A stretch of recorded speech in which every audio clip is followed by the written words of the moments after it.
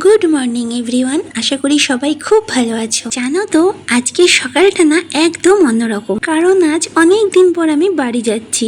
হ্যাঁ, আমার নিজের বাড়িতে। আর বাড়িতে আসবো বলে আজ আমি অনেক সকাল সকাল ঘুম থেকে উঠেছি। মৈনাকের অফিস ছিল, তাই আমাকে একাই আসতে হলো। আর এদিকে বৃষ্টি কমার তো কোনো নামই নেই। কিছু কিছু জায়গায় রাস্তার অবস্থা তো ভীষণই খারাপ ছিল।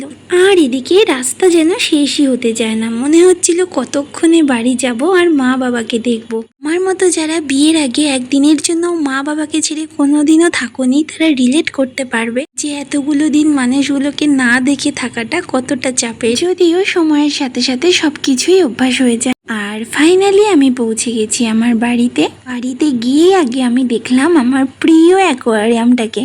মা কি সুন্দর করে সাজিয়ে গুছিয়ে রেখেছে। গতবার যখন ও বাড়ি গেছিলাম তখন মাছগুলো অনেক ছোট ছিল, এবারে এসে দেখছি ওরা বেশ বড় হয়ে গেছে। আমার এই অ্যাকোয়ারিয়ামটার বয়স প্রায় 15 বছর। আর বাবাকে তো দেখেই বোঝা যাচ্ছে যে বাবা আজ কতটা খুশি। মা গেছিল স্নানে, আমি জোর করে ভিডিওটা নিয়েছি। তারপর আমি চলে গেলাম আমার বেডরুমে। আর এটা হচ্ছে আমার একমাত্র শান্তির জায়গা, আমার ঘর, যেটাকে আমি কতটা মিস করি সেটা আমি বলে বোঝাতে পারবো না। সব মেয়েদেরই বোধহয় বিয়ের পরেও নিজের ফেলে আসা ঘরটার প্রতি একটা আলাদাই টান থাকে।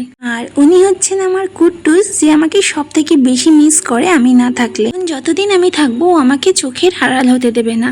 আর একে দেখো, বাইরে বৃষ্টি হচ্ছে বলে এখানে চুপ করে বসে রয়েছে। মা আমার জন্য আমার ফেভারিট বোয়াল মাছের ঝোল বানিয়েছে, যেটা আমি বলেছি রাতে খাবো।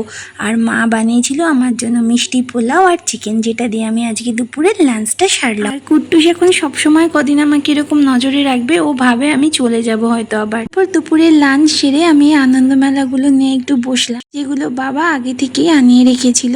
আমার সব থেকে প্রিয় এই পূজা বার্ষিকী আনন্দ মেলা। এদিকে কুট্টুসও খেয়ে দিয়ে ভাত ঘুম দিচ্ছে। আমিও আসবো অন্য কোনো ব্লগে। সবাই ভালো থেকো।